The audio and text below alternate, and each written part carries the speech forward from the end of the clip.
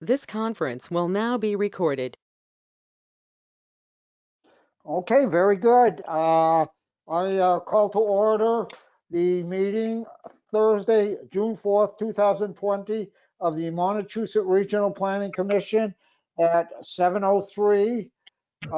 First item on the agenda will be the roll call, or actually the announcement that this meeting of the Montechusett Regional Planning Commission is being conducted remotely, consistent with Governor Baker's recent executive order of March 12, 2020, due to the current state of emergency in the Commonwealth due to the outbreak of COVID-19 virus.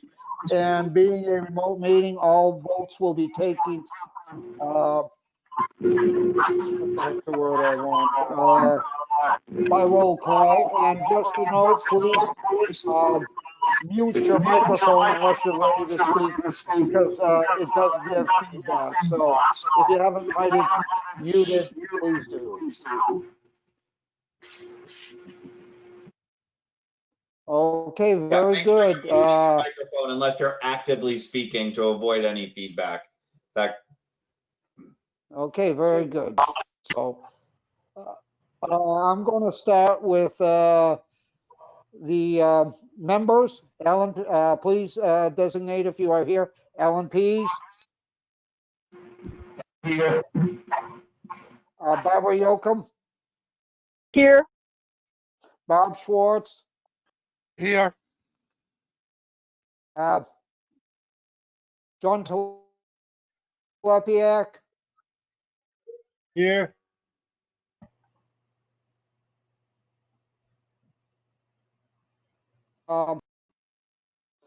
Maribel Cruz.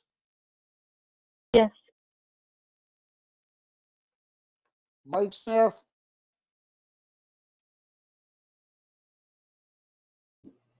Mike Smith.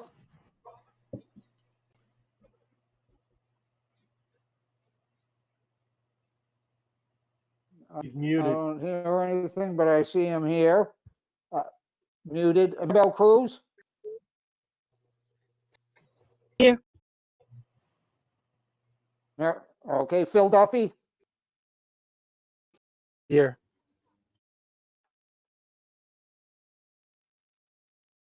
Richard Ward. Here.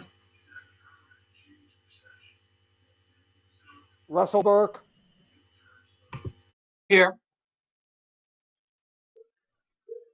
Russell Wilson. Here. And Stacy Donahue. Here. And in the staff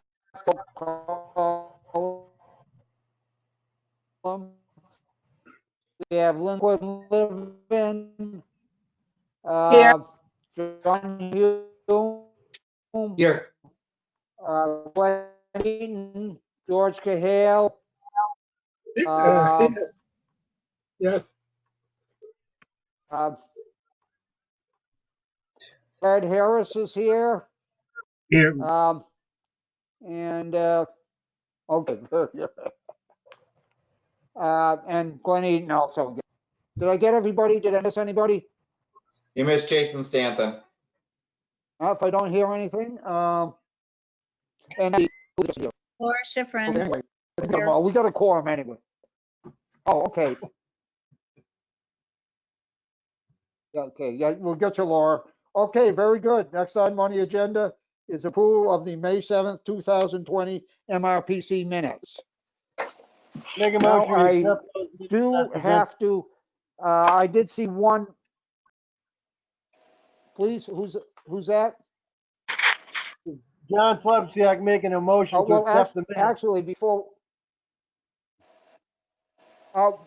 actually, okay, you have that motion, but before I ask for a second, I do have to note that there is one correction on the minutes. Item 4, slate of officers for the year 21. They don't list here 2 I guess, I don't know if you call them alternates, what's the exact term for it? Anyway, it is Phil Duffy and Maribel Cruz. They are the At-large members. at-large members. Thank you very much. They're missing, so those would be 2 additions to the minutes.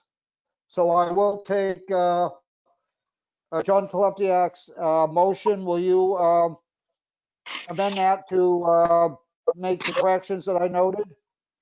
I have another correction. Who's that? This is Russ Burke.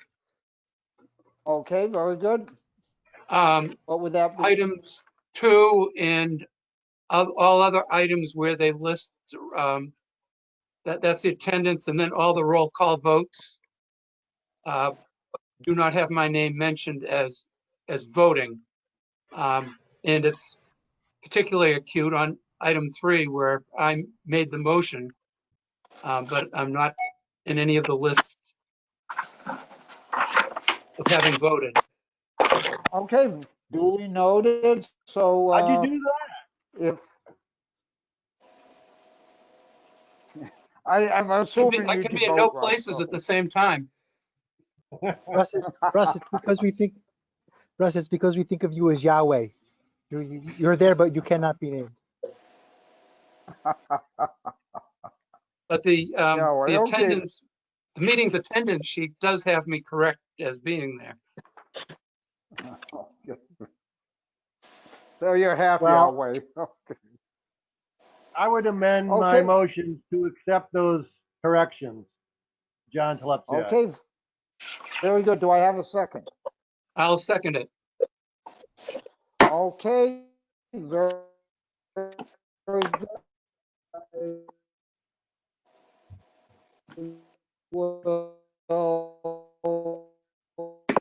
Motion and second.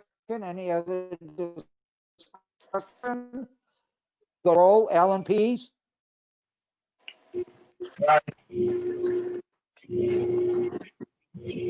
Alan? Hi, what are you doing differently than that last meeting? It's hard to Okay, hear Barbara you. Yocum. We have a lot of open mics.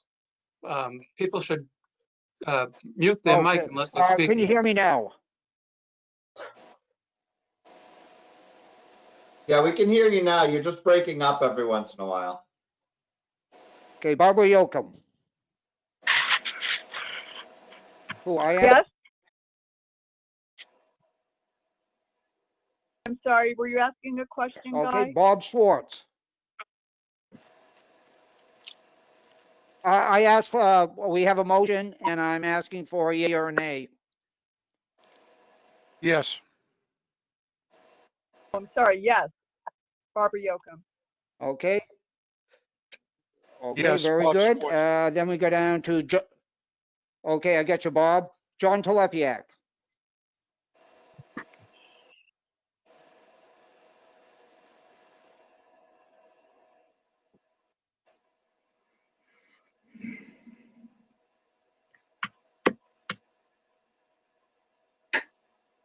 Yes, sorry, I muted myself.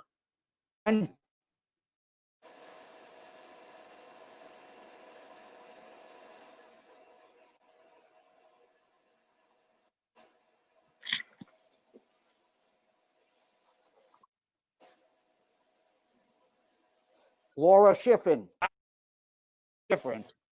Yes. Laura? I said yes. Maribel Cruz. Aye. Oh, that's Maribel that said yes? Okay, Mike Smith. Yes. You hear me, Guy? Bill Duffy. Yes, I did. Okay. Phil Duffy, yes. Bill Duffy. Richard Ward.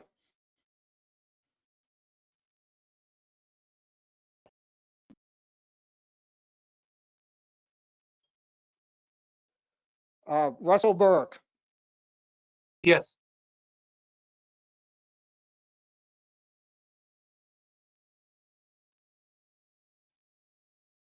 Yes. and Russell Wilson. Yes. Stacy Donahue. Yes.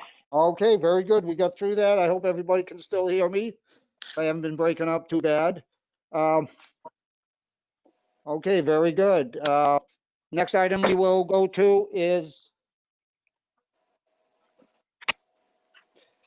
the cash schedule. Actually, I will turn this over to Alan Pease. Alan? Yeah, I'm here. This is the cash schedule for the month of May 2020. The opening balances in the checking account, MRPC debit card account, MMDT account, the program income account, that's outstanding checks. It's $206,264.07. The receipts were paid $142,650.50. Cash on hand before this warrant is $448,914.57.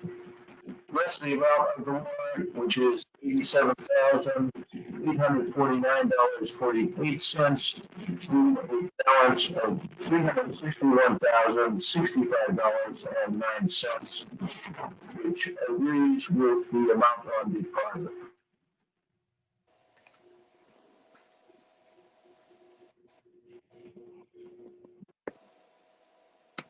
Okay, very good. Do we have any questions or any discussions? If not hearing any, I'll entertain a motion to accept the cash schedule subject to audit. So moved. Bob Schwartz, second. That is, Russ Burke made okay, the very motion. good. Okay, very good, very good. So we have a motion and a second. Any discussion on that? If not, I'll call a roll. Starting, we want, just need an approval. Stacy Donahue, Aye. Yes. Russell Wilson. Russell Yes. Wilson. Yes. Yes. Good. Russell Burke. Yes. Good. Phil Duffy. Yes. Mike Smith. Yes. Laura Schifrin.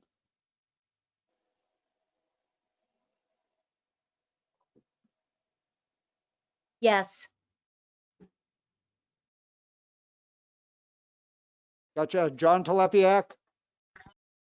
Yeah.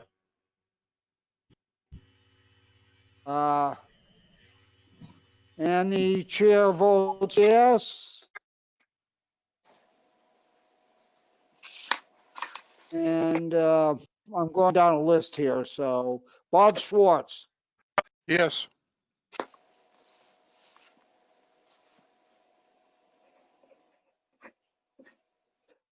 Barbara Yocum, Yes.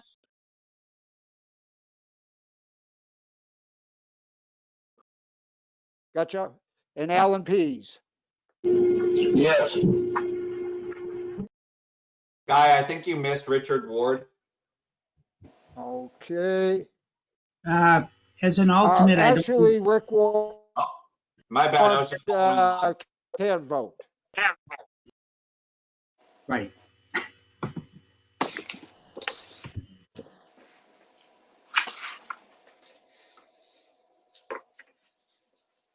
He's an alternate, and yeah, sorry that I did not note that. I got him the first time and then I realized, hey, very good. We move on. We got that. Okay, very good. We move on to the 7:30. We have administrative report. You're on, Glenn. Hang on. I thought number 4 was election of officers. Yeah, you gotta do the election of the officers. And then I'm on in 5.1 and 5.2, I believe. Jason, is that correct, sir? Yes. So, Mr. Chairman, you want to do election of officers for the executive committee under item 4 on the bottom of page 2.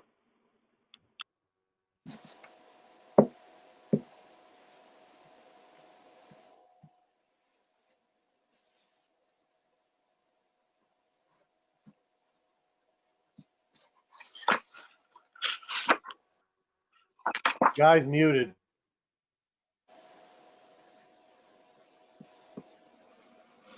As vice chairman, I would say, I make a motion that we take a vote on the nominating committee. Okay, I'm here. Okay, for the slate of officers, what we have for the slate of officers is we have chairman, myself, Guy Corbacero, vice chairman, John Telepiak, treasurer, Laura Schifrin, assistant treasurer, Roger Holt. For members at large would be Maribel Cruz, and the other one at large is Phil Duffy. Phil Duffy. Okay, sorry, Phil. And that's our members. Do I have a motion to accept the slate of officers as proposed by the nominating committee? So moved. Russ Burke. Okay, and that is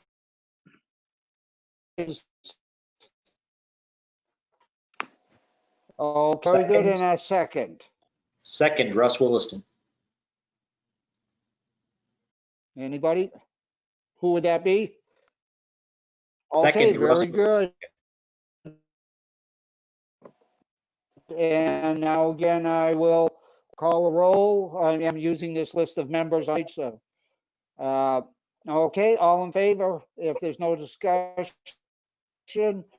Alan Pease, Aye.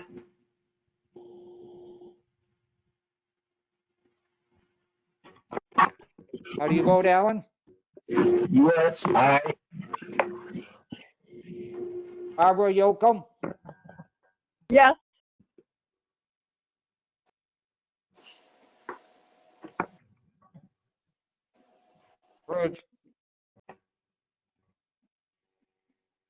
heard you. Bob Schwartz, did you say aye?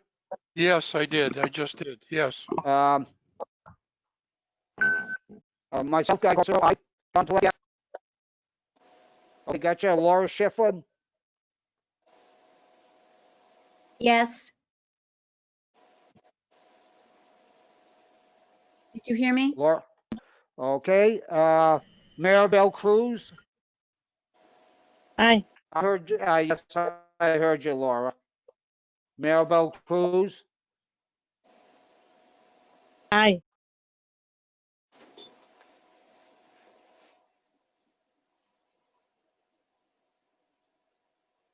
okay, I got you, Laura.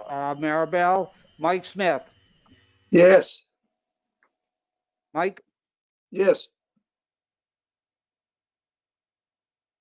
You hear me, Guy? okay, very good. Got you, Phil Duffy. Aye. Yes, I did. I got you, Phil. Then,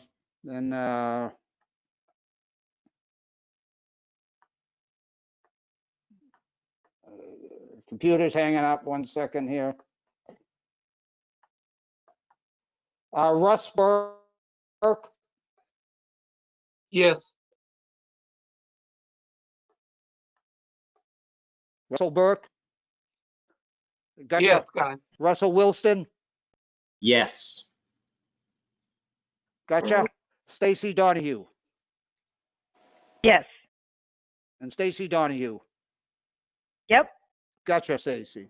Okay, very good. That is the election of officers, and we have a new slate of officers, but we still are missing a secretary. We had nobody step up for that role. Now we go to 5.1, Executive Director's Report.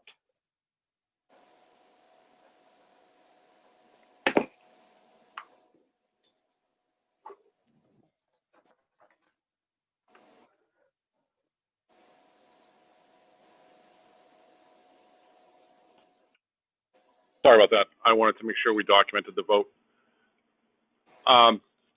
Jason, can I be heard? Can you hear me? Yep. Okay, good. Thank you. Apologies. I'm using a landline to call in, having a minor tech issue. Very quickly, the ED report. I want to first thank 13 of the members for showing up tonight to represent the 12 communities. I believe I have a delegate and an alternate delegate from one, so we have 12 communities of the 22 represented, especially in June to adopt a budget. It's just so thank you to the volunteers. The ED report is very brief. Let me just call it the appropriate document. So you all know what we're going through under the current conditions with the world, the nation, and the region. I just want to reiterate that all of our services that we were delivering pre-pandemic are still being delivered to all of our clients, even though all of the staff are working remotely. There are some visitations by staff to the office occasionally.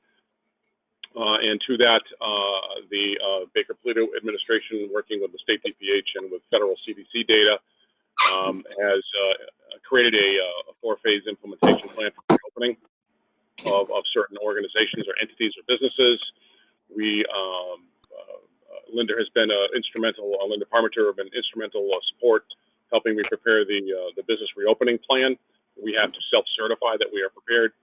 The document was completed, I believe, yesterday. I believe Linda sent it out to all of the staff.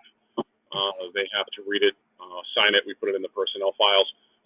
So we will be open for business with certain conditions, a variety of conditions, and we're happy to share that reopening plan with the commissioners if they want to see it. If it helps you in your day job with your organizations you volunteer on, or your municipalities, we're happy to share our certification with you.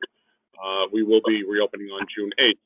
Basically, what that means is we will have half the staff that will be eligible to visit the office on a regular basis on Tuesdays and Thursdays. That's pretty much transit and transportation, and I think GIS staff. Then on Mondays and Thursdays, it would be the admin, administration, finance, HR, and planning and development staff.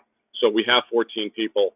Basically, 7 get to go on Tuesdays and Thursdays, and the other 7 get to go on Mondays. Excuse me, Tuesdays and Wednesdays, 7 staff, and Mondays and Thursdays, the other 7 staff.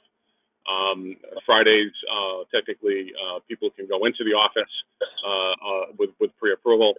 We have to post that we have self-certified and we have this plan in place, and there'll be a posting on the window. We have 3 doors to enter the facility, so we'll have to post that one page on that particular self-certification that it's on file in case the state DPH or the local Board of Health want to view the plan. It's open for public inspection.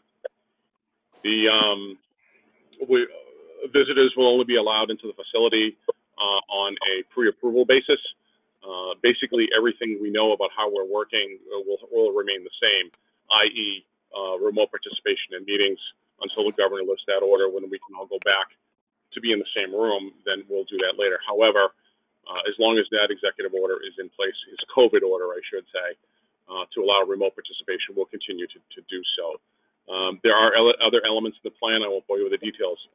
We can, if someone wants to see that tonight, please email me during or after the meeting, and I will push out the plan that Linda sent to all the staff. I'll just push it out to you. Happy to share it. It's a public document. A couple of grant notes, and then I'll take questions or move on. We were successful in receiving a grant award for $25,000 to provide up to $1,000 small business assistance grants. The grant source is the Massachusetts Office of the Attorney General. I submitted that grant in April. It was awarded about a week ago. And the last thing I would say is that I'm in the process of working with staff and 5 communities to submit a community development block grant -COVID response grant proposal to the Massachusetts Department of Housing and Community Development. It's due next Friday, and that is for small business assistance to what is known as micro enterprises, which are businesses of 5 people or less, plus we're going to ask for some money to help some food banks. I'm going to try to go by memory. The communities involved are Townsend, Shirley, Royalston, Lunenburg, and Westminster. So we're trying to pull something together. This RFP came out about 3 or 4 weeks ago, and we're trying to get this done by next Friday. That's the last thing I have in just a very brief report. It's budget night, it's budget season, so that's all I have unless anybody has any questions, Mr. Chairman. Very good.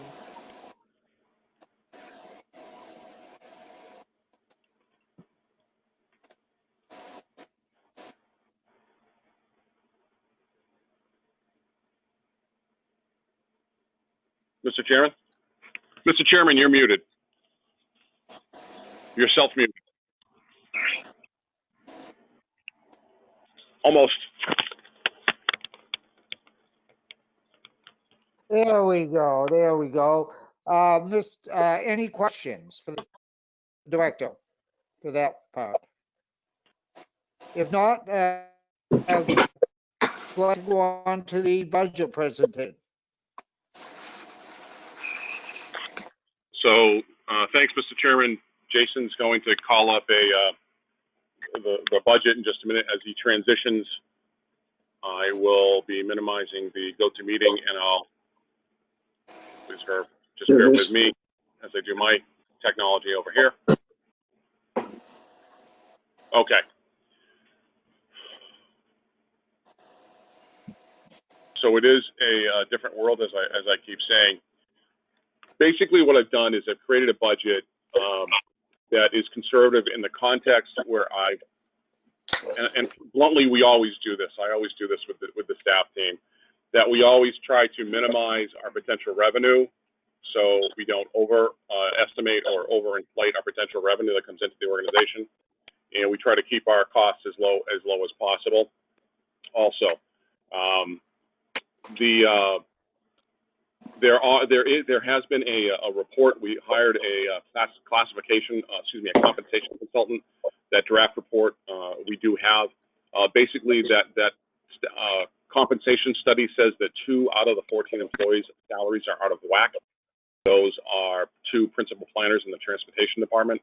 I'm recommending that they, and I'll show you later when we get to the detail, that those 2 people are recommended to make about $5,000 each more starting July 1.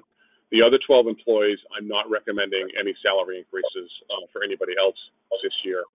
No one would have received salary bumps, but for this report where we have a couple people out of whack, I am recommending that. The budget assumes that we will not receive $200,000 from the District Local Technical Assistance Program, the Commonwealth of Massachusetts program. We're in program year 13 right now. Program year 14 would be subject to the FY21 state budget. What we will receive, and it's not a competitive grant, but we will actually receive funding, $400,000 from the First CARES Act. The Federal Economic Development Administration will be doling out $400,000 non-competitive grants to economic development districts. The MRPC is a federally designated economic development district. We obtained that designation back in 2003 after a 6-year application process from 1997 to 2003. That budget would actually require us to hire at least 1 full-time person, maybe a full-time person, an intern. That's the plan. That budget, that grant was worked on by John Hume as the team leader on that. He submitted that today. This budget does include only funds from the federal and state governments and local governments. There are a couple that are already appropriated and under contract with us. I have not included any monies in the budget in the revenue side that is not contracted. Having said that, if the governor implements 9C cutting tool and he cuts projects that are literally in process, which happened under the Dukakis administration, under the Weld administration. Sorry, Governor Dukakis. That happened in 1990. I'm very well aware of that. If 9C cuts happen on everything that's state funded, that's $216,000. So I've got that in the back of my mind to make sure that we are cognizant of that. I don't know if that would happen or not. Why am I doing that? Because we have projections or coverage or reports. The state could have $1, $2, or $3 billion, or up to $6 billion with a B dollars deficit this year. If the roughly state budget of $40 billion goes down by $6 billion, discretionary programs go away. Well, state grants are discretionary programs. So we built a budget that is as conservative as we can make it right now, but for 9C cuts. Now, what I need to do is pull up the meetings, find out where Jason is. And so, Jason, I'm going to hit the highlights of about 5 tabs in the budget. Exhibit A is a representation, a conservative representation of local assessment revenue, local technical assistance, we call it. This is the money that comes in from the municipalities. The 79,304 in blue on row 8 of this particular spreadsheet under Exhibit A is an underestimate by about 2.5%. I have to put in 2.5% more in there for the new revenue that would start coming in July 1 from the cities and towns in our 22 city and town service area. We use this money for the folks that have been with us for a while, and for new folks through edification. We use this money primarily as matches to leverage other state and federal grants. This money is basically revenue that has virtually no strings tied to it, like a state or a federal grant does with state and federal program requirements. So because it has so much flexibility, we use this, and we typically, on average, take about $70,000 or $80,000 in local money. We take about 50 or 60 grand of that, and we leverage about $300,000 annually over the past 20 years. So we turn this money into other money and build a bigger budget. That's that sheet. Jason, could you go to actually Exhibit C, Admin Exhibit C, please? And Jay, if you'd be so kind to go down to the bottom, you'll see some red ink, not red accounting ink, but numbers highlighted in red. And if people can zoom in on that, or Jason, if you can call that up, whatever works for people, Jay and others. And I zoomed in too much. Okay.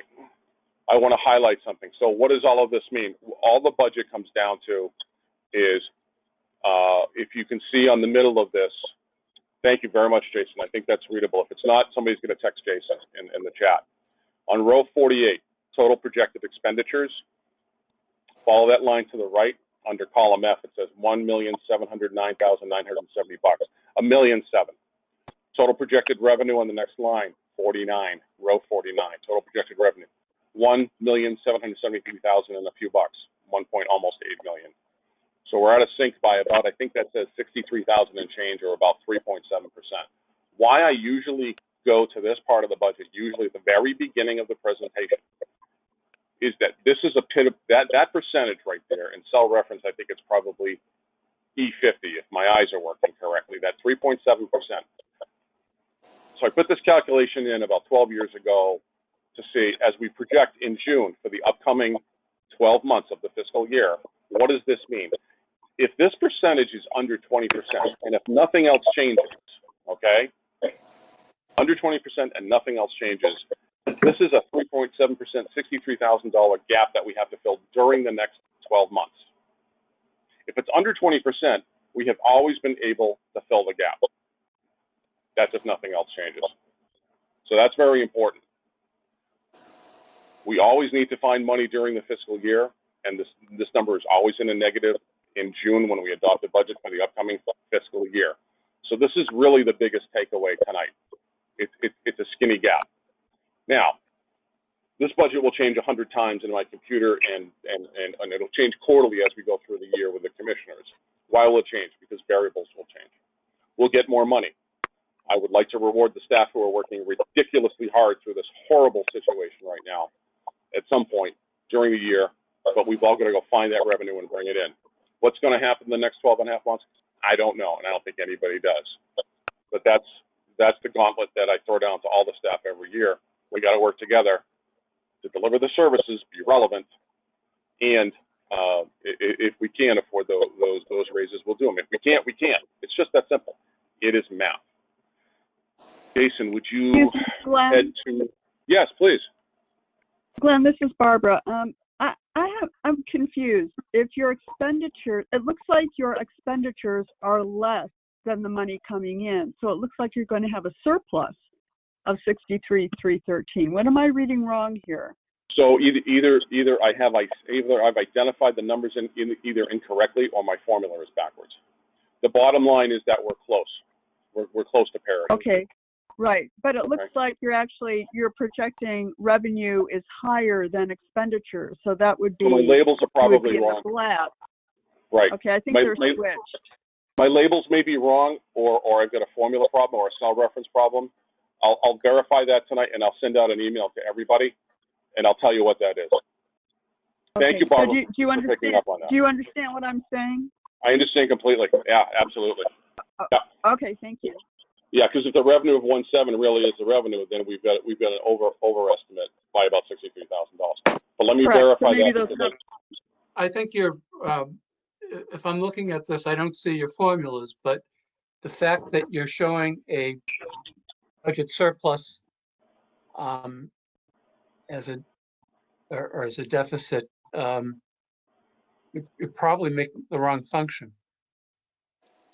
It's possible. So I need to dive into the formula right after the meeting and verify that. Yeah, apologies to all. I didn't pick up on that doing the budget over the last few weeks. But I'll verify that. I'll figure that out. So either way, you know, we have a bucket. It looks like we've got enough water. Either way, given a few $1,000s, and I feel better knowing that this isn't over 20% of a deficit. Let's say it really was, Red. We've had this issue before where we had about a 28 or a 32% negative, and it really was a negative about 5 years ago, and we had to lay off 5 staff. So thank you all for the comments. I appreciate your catches on this. Jason, if you could go to the salaries tab, I think it's the last one, Exhibit E. So if you look at, thank you very much, Jason. So column B is basically salaries, and then the title is to the left. If we go, bear with me just a second. If we go to row 19, it says I'm making up words. Disaster Response Coordinator, EDA 2-year position, 68,523. So that's a senior planner level salary, and then below that there's an intern there, like a data analyst intern. The 68,523 plus the 10 grand, that comes out directly out of the $200,000 per year grant, the $400,000 total from the EDA. So I just want to highlight that. And Jason, if you could go so kind as to have transportation be highlighted in the middle there of the screen for folks. We have a couple of transportation planners that the compensation study says that they're out of whack.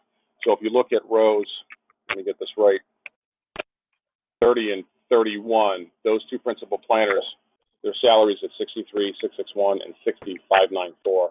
There's about 5,000 more in each one of those cells to bring them up to where the bare minimum market average is for those two positions. That's what I was referring to at the very beginning of the meeting.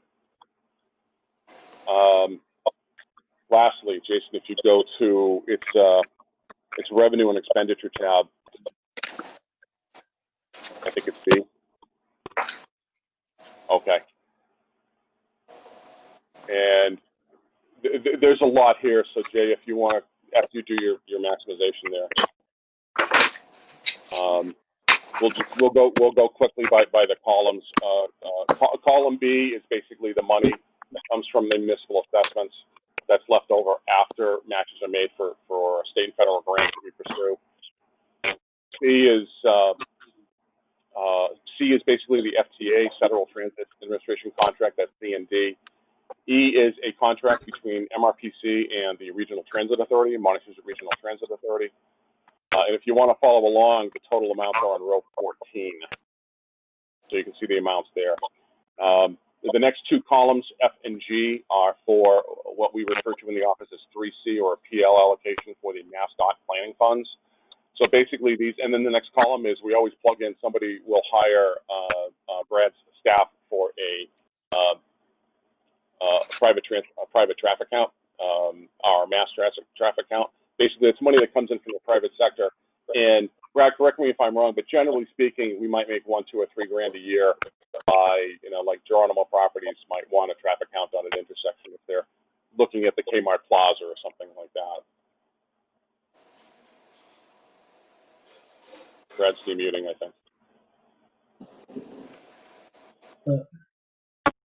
I'm trying to unmute. There you go.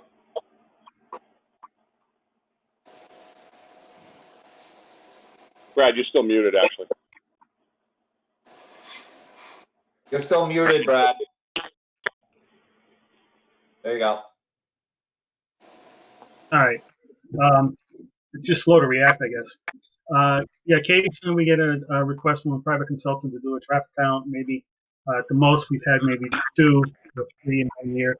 So it's really a hit or miss kind of a proposition on that, depending upon what people are doing out in the world, if they want any information from us. But it's not something we count on. Perfect. Thanks, Brad. Basically, it's in the overall budget as a placeholder. It's a small amount of money, but it is representative of private funding. So, Jason, if you could pan over, we could start with column I. We'll just finish out this spreadsheet description. So I through. So now we've left George Kahali and Brad's world, and we've entered John Hume's world with Karen Chapman and Jonathan Voss. And I is the Attorney General grant that I just wrote in April that got awarded about a week ago. J, and that's a pass-through grant. There's no admin there, but what it does huge for us is if making the MRPC able to market a program and help 25 businesses get them $1,000 grants. That's a lot of ink. That's a lot of free publicity, and bluntly, that's what we're going to do. Good things by helping 25 businesses. But we're also going to have MRPC in the ink in the news a lot by doing that. So, especially people in your local communities, if we make grants in your communities, we're going to be talking to the local commissioner of the community and go to those little ribbon cuttings and cardboard check presentations. So stay tuned. J is an annual planning grant that comes in from the Federal Economic Development Administration. That's typically $70,000 every year. It starts in March, so we've eaten into that a little bit. K is the brand new CARES Act COVID-19 response planning funds. It says $160,000 did, but we have down below some money for consulting also, but it adds up to about $200,000 for a 12-month period. It won't start until about September 1st, so it's a little less than 200, but that'll go over into the next fiscal year. L is the current Mass District Local Technical Assistance Program. See program year 13 on row 8. Typically, we have another column right after that for the next program year. That's not here this year because I'm not planning on that money in this budget. It would be highly inappropriate of me to do so, to present a budget with that kind of money. I do not know what's happening there. M, an existing contract with the Federal Environmental Protection Agency for environmental site assessments. N, as in Nancy, is Affordable Access Regional Coordination ARC. That's a relatively brand new program. 66K. Jason, if you want to go to O is Green Community World with the Department of Energy Resources. So that's a contract we have to help the town of Ashby. P, Regional Energy Planning Assistance for 23 grand. I have to defer to John on all these things. Townsend Green Community in Q, 15 grand. R is Planning Assistance Grant in an existing contract. John and his staff are helping town of Hubbardston with some planning work. 31,992 left in there. FY 21. S and T are teamwork projects between planning and development, transportation and planning and development. So we have staff from both departments working as a team on a couple of grants that have come in. They're brand new. We're just starting those. Those come from MassDOT, Community Transit grants, and those are exciting projects. Questions, I would defer to John Hume. Column U, and then Jason, if you can over one more time, we're getting to the end. Athol Social Services Plan, that's a project I'm doing and delivering a draft next Monday to the town of Athol, so they can have some, a plan to pursue CDBG money in the future. W is GIS, so Jason has developed a business within a business. So Jason and Kayla deliver parcel map. Don't tell me, Jason, I'll never learn. Parcel map updates. So we started with 0, and Jason has us up to. And Jason, I'm going to defer to you. I apologize if you're up to 5, 6, or 7 communities doing assessor's work now. Could you quantify for me, please? Yeah, off the top of my head, I think it's 6. I think it's 6. Okay. Thank you. So if you went to Mr. Mapper's site or MR Mapper, you could see the assessor's login area, and those are the towns that Jason and Kayla are working for. That program didn't exist 5 years ago, and that's what we do. We have a government entity, but we can create businesses within it, deliver services, receive revenues. That's the exciting thing about working at MRPC. X and Y are private sector, very important here. Private sector funds from Tufts, T-U-F-T-S, Tufts Healthcare has provided us with a couple of grants. One originally for 10 grand, it's down to 8244. We just started delivering services, and they just awarded another grant to us. Technically, and this is what's so important, with my executive committee members, we talked there about a strategic plan, a process to get us through starting this fall and finishing next spring. We have the MRPC, a regional planning organization. We have the Montechusett Economic Development District, and because we have MED, the MEDD, that opened the door for the 400,000 from EDA. We have the region-wide Community Development Corporation, Montechusett Enterprise Center, Inc. And these grants technically go to our nonprofit. Our planners deliver the services at MRPC payroll to the nonprofit MEC. And then we send a bill over to deliver the services to Tufts on these projects for healthy aging projects. So we have multiple entities to open up funds from multiple areas, and that's very important. We're not just an RPA. Jason, if you'd finish by going to Z through AA or Z through double V, AB or whatever it is, if you could pan over. Okay, just to Z. So this is just basically your total column. And Jason, if you could go down to the bottom. And very sharp eyes like Barbara and Russ are going to tell me where those numbers are. The 1.773 total revenue and the 1.721. So they are absolutely correct. The revenues are exceeding the projected expenses. I have a label issue, but they're in the reverse, and those red percentages in that need to be black. So thanks for catching that. I'll make that correction. You won't see an email. We just corrected it right now. There's a chat question in Laura Schifrin. Something about Laura, how's something going to be distributed? How will the small businesses be selected? Laura, may I assume you're talking about the Attorney General grant? So we'll have a marketing program that we'll be implementing in the contract of going in June. They want us to spend the money by September 30, the Attorney General grant. Basically, we'll develop a marketing program that we'll implement starting as soon as the contract comes back. If we have to submit everything by June 12th to the Attorney General's office, we'll market like everybody else markets a program. We'll use newspapers. I'll podcast. I'll address the opening of an envelope in every town hall. We'll take out some advertising. We'll throw it on websites. We'll use our Twitter and Facebook business accounts to get the word out. We'll send it to all the commissioners. We'll ask you to help us with the marketing. Laura, if you were talking about the CDBG monies for the micro enterprise, the response would be the same. We would do marketing to get the money out, different program, and that would hit the street if it gets awarded in the August-September window. Sorry the budget presentation takes so long, but you need to know, especially in this environment, what's going on. Thank you for your time. If you have questions, and thank you for the corrections. I really appreciate your input. Thank you for the sharp eyes tonight. Much appreciated.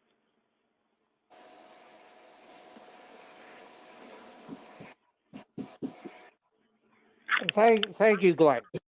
Glenn, will you be sending this spreadsheet out to us all? I can do that, absolutely. I have all your email addresses. Matter of fact, I sent out everything last Thursday or Friday. So I'll just grab that email and hit the forward minus the town clerks. I'll send it to the commissioners, and I'll send it out. Sure, absolutely. Let me make that correction on that other page, and then I'll send it out. Absolutely. And my other question is, you did the salary study. Do you have that available to send out? So The salary study is still in draft form. The salary report is it needed one piece of data added to it that Jim Gray didn't have at the time, so he has to add one more piece of data, and then the data is basically tables and spreadsheets that are not yet fully correct but for that one piece of data that I need to share with Jim that I think we gave to him yesterday. And in addition to that, done. Yeah, it's going to be a few weeks. I just want to explain just while everybody's here. The bottom line is that there's a lot of narrative. There's a bunch of spreadsheets in a report, and there's no narrative to explain what this is and what this is for this very good quality 10 or 12 or 14 page report. And we've asked them to provide narrative. There's a bunch of spreadsheets, but there's no story.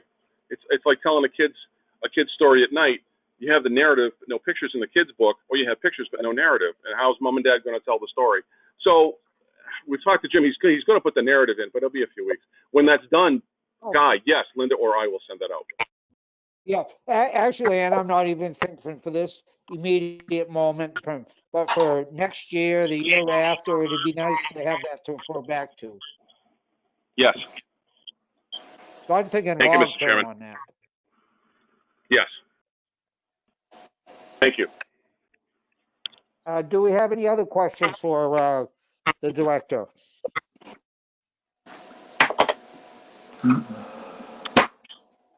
Are we looking for approval of the budget this evening? Yes. Also move with the corrections that were noted.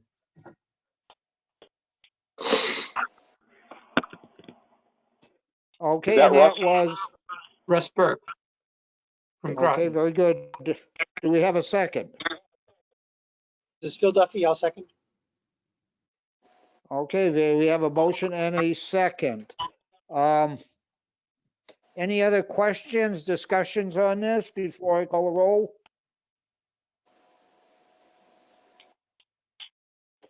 Not hearing any, I'll call a roll.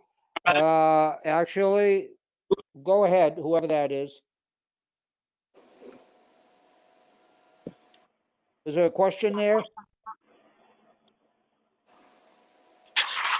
No, I guess not. Okay, very good. Please vote A or nay or abstain. Alan Pease, Aye. have you? Barbara Yocum, Aye. heard you. Bob Schwartz, Aye. heard you. John Telepiak, Aye. heard you. Laura Schifrin, Aye.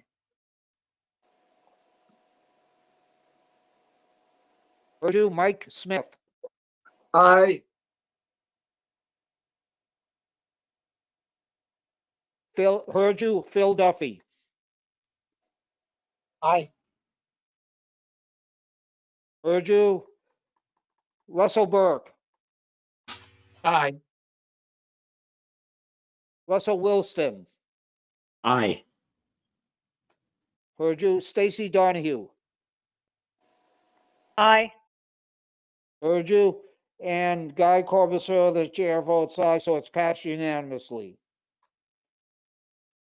Okay, very good. I think is that all from you, Glenn? Do you have anything else? No, Mr. Chairman, that's all I had. Thank you very much, unless anybody has questions. I don't hear any. If not, we'll move on to the status report. Now, in the status report, luckily, we don't have any resolutions to vote on tonight. We'll save that part. But I will read out the headings, and if you have anything at all you'd like to discuss, please make it known. Okay, status report 6.1, geographic information system. Mr. Mapper and mobile apps. Community related. Comprehensive planning related. Transit related.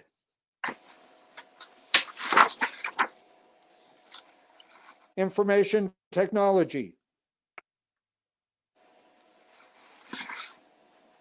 MRPC cloud server migration.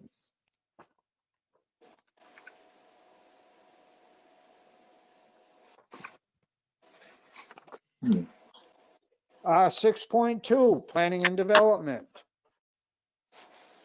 Comprehensive Planning Division, Federal Economic Development Administration, EDA. Federal Environmental Protection Agency, Montechusett Regional Brownfield Assessment Programs. And we have 3 sites there. Work is continuing on. Then Massachusetts Executive Office of Energy and Environmental Affairs, EOEEA. District Local Technical Assistance, DLTA.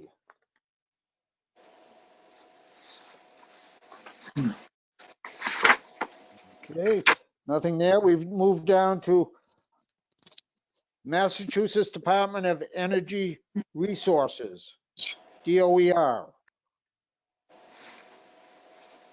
Community Development Division. The Massachusetts Enterprise Center, Inc. Do I have a comment from anybody? Question? No, thought I heard somebody. Then we move on to Community Development Block Grant, CDBG. Subheading FY17 Shirley CBDG program. Nothing. We move on to 6.3 Transit. Oh,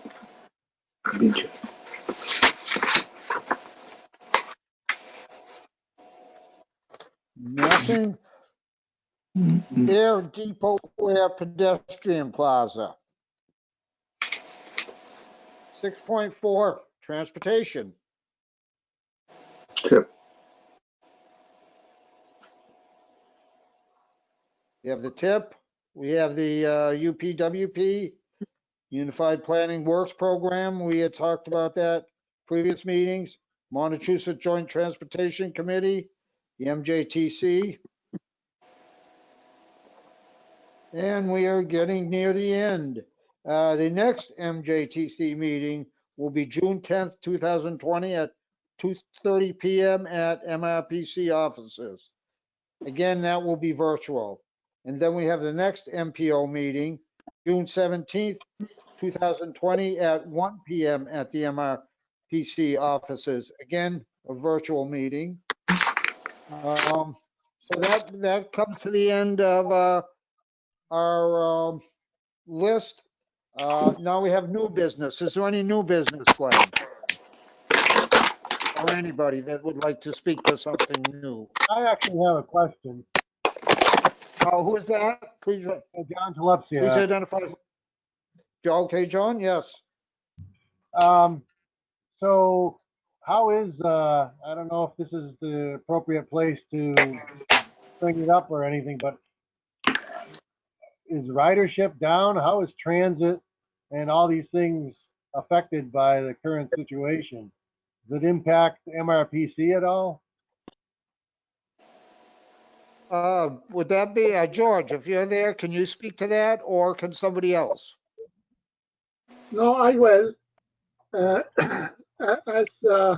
all the transit authority and MBTA, because this COVID-19 and work at home, really nobody using the MBTA trains going to Boston.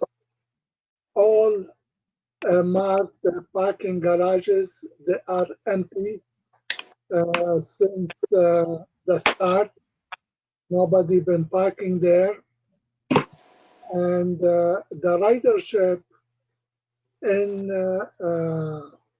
overall the state is 70% down, except in Mark region, Fitchburg, Leominster is 50%. And because really people in this area, they have no other transportation, and they are essential workers. They work at supermarkets and a gas station and all that. They've been using the system. And even in Atoll, the ridership down only 30%. 70% of the rider still using the system. This is what I have. Is that clear? Yes, it is. Question, Thank you. okay, question, George. Are they still not charging, or have they gone back to charging the fare? No, yes, it's still free rides throughout the system. People, they go from the back, they're using the back door in and out, but the driver counts him manually. He push a button counting the people using the system, but it's still free. They got Mark got about $10 million, and this $10 million they will be using it for COVID-19 impact. They can use it for cleaning, for ridership revenue, just to make up the loss of revenue. Yes, still free. Great, thank you very much, George, and I guess I had to answer John's question. Yes, it does. And and- I would think that now that the governor's got these phase-ins, different things coming, that the ridership could very well start to pick up. Anyway, Mart is still in operation, and they are essential. The only routes they discontinue is the Littleton shuttle and Worcester and Boston shuttle, because the veteran, they cannot use it. The veteran hospital still, the area closed there in Boston, they cannot use the services. Yeah, a big part of Mart's business also was college students, school students, the Yes. handicap daycare projects, and those aren't going to be back for a couple of months. So they're going to still be slow for a while yet. Yeah, you are right. Like bus route number 4, which is service the Fitchburg State. There is no rider, zero. People, the students left home. They won't be coming until September, maybe. Maybe. We hope. That's maybe. Well, hopefully we'll see a turn for the better soon. I hope. Okay. Okay, thank you, Thank you, George. Is there any other questions or any other business to attend to? I will update on the air project. The entrance, the entrance to the drop off and pick up and the turnaround of the transit buses has been completed. The sidewalk, the fence.